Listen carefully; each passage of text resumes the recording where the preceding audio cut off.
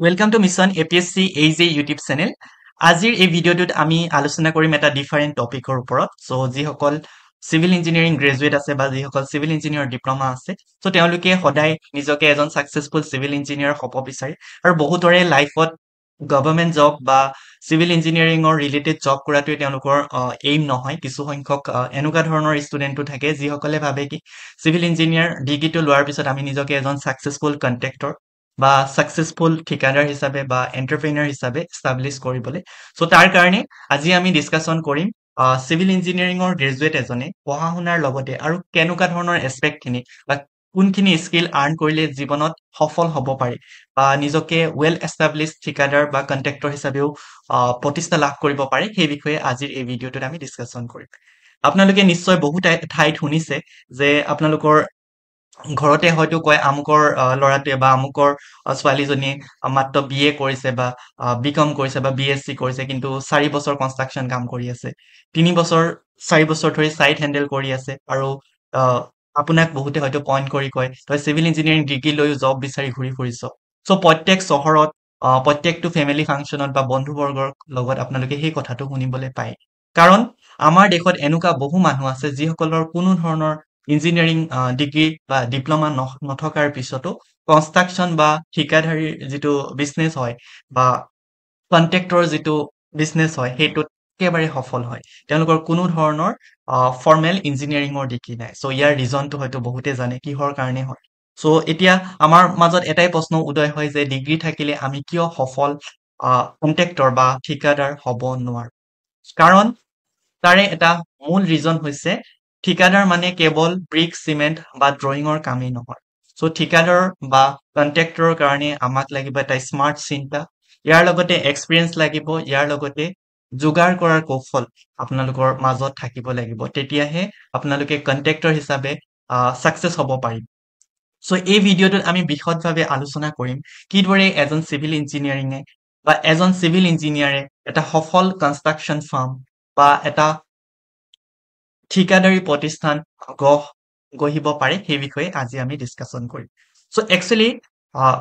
এটা construction farm যদি আপোনালোকে গঢ়ি তুলিব বিচাৰে, তাৰ কাৰণে অকল আপোনাৰ হাতত টেকনিক্যাল স্কিল থাকিলেই নহব। তাৰ কাৰণে আপোনাৰ হাতত থাকিব লাগিব পিপল মেনেজমেন্টৰ স্কিল আৰু ইয়াৰ লগতে সফট স্কিল কিছুমানো থাকিব লাগিব। সো তাৰ কাৰণে আমি প্ৰথম বুজিব লাগিব যে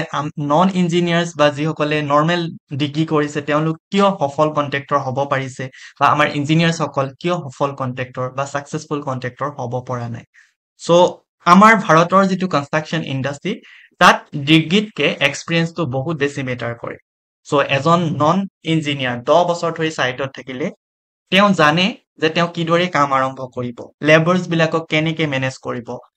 কংক্ৰিটৰ কাস্টিং কেনেকে কৰিব আৰু যিখিনি সাপ্লায়াৰ হয় সাপ্লায়াৰ সকলক কেনেকে হ্যান্ডেল কৰিব।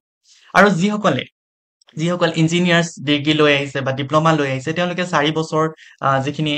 এডুকেশনাল ইনষ্টিটিউটত পঢ়ায়, সো সেই তেওঁলোকে মেইনলি থিওৰিটিক্যাল নলেজ খিনিহে জানে, কিন্তু সাইটত একো ধৰণৰ অভিজ্ঞতা নাথাকে। সো তেওঁলোকৰ আমাৰ বহুতৰে সিভিল ইঞ্জিনিয়াৰ্স আছে যিসকলে জাস্ট ফ্ৰেচাৰ হয়, যিসকলে জাস্ট গ্ৰেজুৱেচন কমপ্লিট কৰি আহিছে, তেওঁলোকে ষ্টিলৰ ৰেটটো নাজানে, লেবাৰৰ মজুৰি কিমান হয় সেইটোও নাজানে, বা শাটাৰিং কিমান দিনত খুলিব লাগে, কিমান দিনত ফৰ্মক এস্টাবলিশ কৰিব লাগে, সো সেইখিনি বস্তুও নাজানে। সো সেইকাৰণে সেই ডিফাৰেন্সটোৰ কাৰণে কন্ট্ৰাক্টৰ লাইনটোত আমাৰ নন ইঞ্জিনিয়াৰ্স সকল বেছিকে আগবাঢ়ি যায় ইঞ্জিনিয়াৰ্সকে। So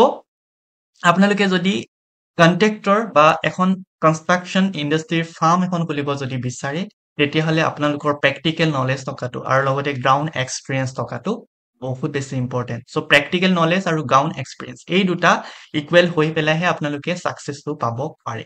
so non technical contractor সকলৰ কিছুমান মেজৰ স্কিলছ আছে যিখিনি মই ইয়াতে হাইলাইট কৰিম। সো প্ৰথমটো তেওঁলোকৰ এটা বিজনেস মাইন্ডসেট আছে। সো যিসকল নন টেকনিক্যাল কন্ট্ৰাক্টৰ হয় তেওঁলোকৰ বাকি একো নাথাকিলেও কিন্তু বিজনেস মাইন্ডসেটটো আছে। তেওঁলোকে কিছুমান বস্তুৰ পিপল মেনেজমেন্ট স্কিলটো আছে, লাইক ক্লায়েণ্টক কেনেকে কনভিনেন্স কৰিব লাগে বা ক্লায়েণ্টৰ লগত কেনেধৰণে কথা পাতিব লাগে,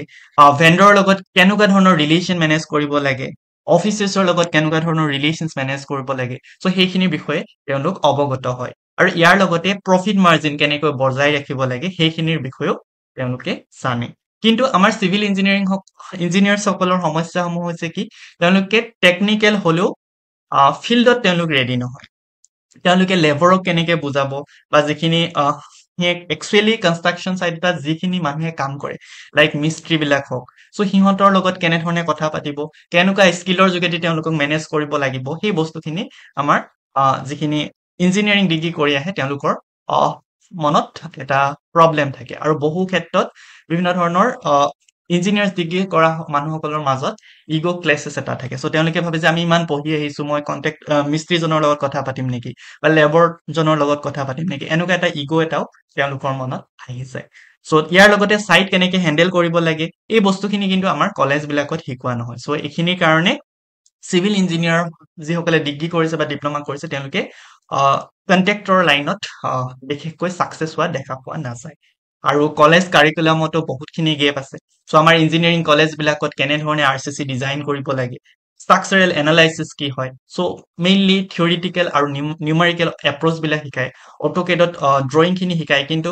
একচুৱেলি ফিল্ডত কেনেকে ইমপ্লিমেণ্ট কৰিব লাগে সেই বস্তুখিনি নিশিকায় চাইট কেনেকে হেণ্ডেল কৰিব লাগে আৰু ক্লাইণ্টক কেনেকে হেণ্ডেল কৰিব লাগে সেইখিনিৰ বিষয়ে শিকোৱা নাযায় চ' যিসকল ফ্ৰেচাৰ্ছ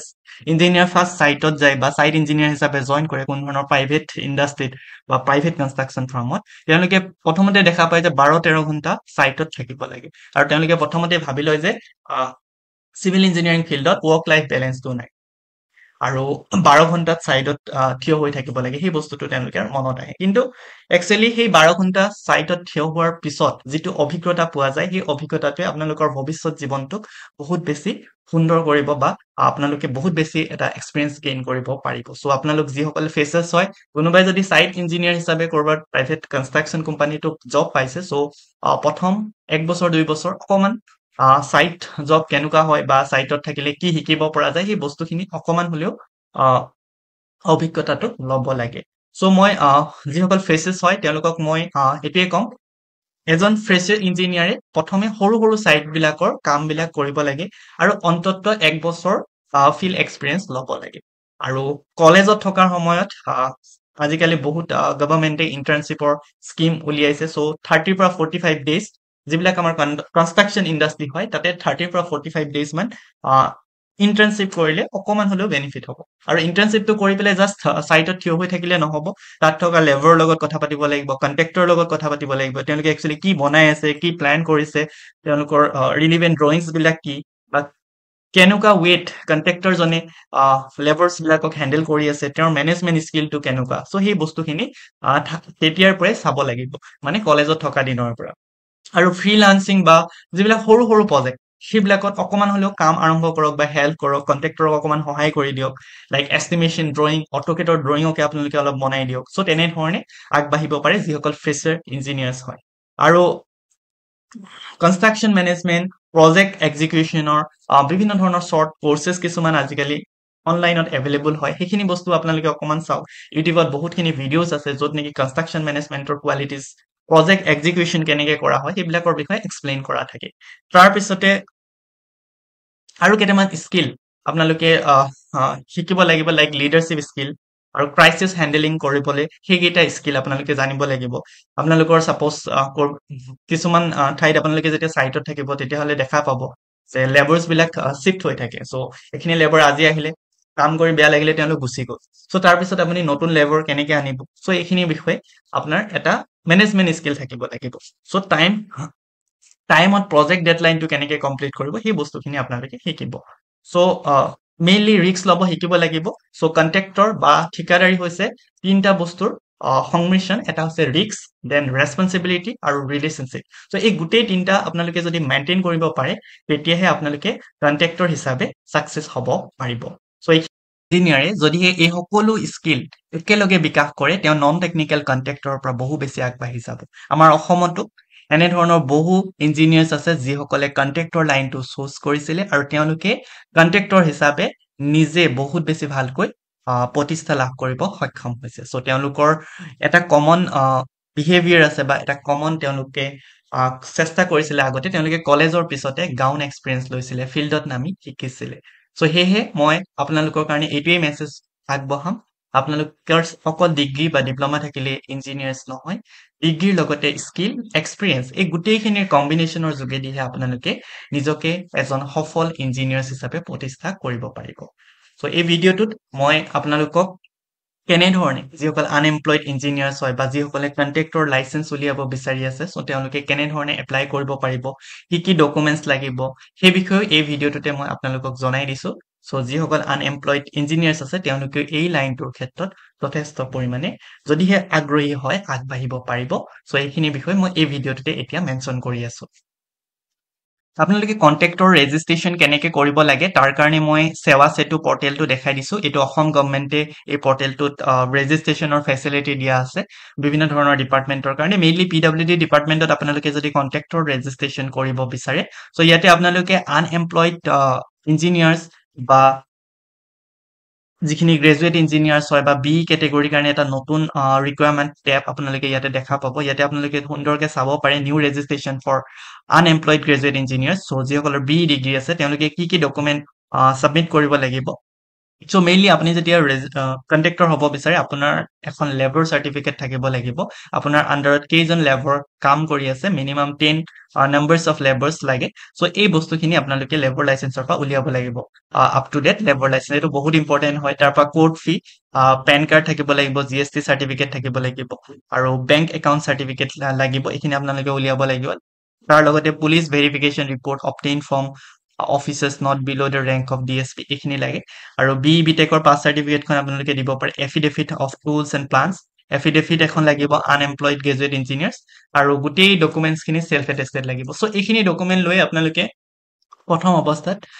আনএমপ্লয়ড গ্ৰেজুৱেট ইঞ্জিনিয়াৰ হিচাপে নিজৰ ৰেজিষ্ট্ৰেশ্যনটো এজ এ কণ্ট্ৰেক্টৰ কৰিব পাৰে চ' ইয়াতে কিমান চাৰ্জ লাগিব এইখিনি মেনশ্যন কৰা আছে এপ্লাই কাৰণে আৰু ইয়াতে বিভিন্ন ধৰণৰ কেটেগৰী আছে চ' মেইনলি যিসকল আনএমপ্লয়ড গ্ৰেজুৱেট ইঞ্জিনিয়াৰ হয় তেওঁলোকৰ ক্ষেত্ৰত ফাইনেন্সিয়েল টাৰ্ণ অভাৰেই হওক বা যিখিনি টেণ্ডাৰৰ EMD পাৰ্চেণ্টেজেই হওক তাতে বহুতখিনি ডিছকাউণ্ট দিয়া হয় বা বহুতখিনি সুবিধা কৰি দিয়া হৈছে যাতে আনএমপ্লয়ড গ্ৰেজুৱেট ইঞ্জিনিয়াৰসকলে কণ্ট্ৰেক্টৰ লাইনত যাব পাৰে চ' এই গোটেইখিনিৰ বিষয়ে মই এটা ডিটেইলছ ভিডিঅ' সোনকালে লৈ আহিম য'ত নেকি আনএমপ্লয়ড গ্ৰেজুৱেট ইঞ্জিনিয়াৰসকলেও ৰেজিষ্ট্ৰেশ্যন কৰিব পাৰিব এজ এ কণ্ট্ৰেক্টৰ আৰু যিসকল নন টেকনিকেল কণ্ট্ৰেক্টৰ হয় তেওঁলোকৰ লগত সমানে ফেৰ মাৰিব পাৰিব চ' এইখিনি আছিলে আজিৰ ভিডিঅ' যদিহে ভিডিঅ'টো চাই আপোনালোকে ইনফৰ্মেটিভ পাইছে তেতিয়াহ'লে ভিডিঅ'টো লাইক কৰিব চেনেলটো ছাবস্ক্ৰাইব কৰিবলৈ নাপাহৰিব থেংক ইউ ফৰ ৱাচিং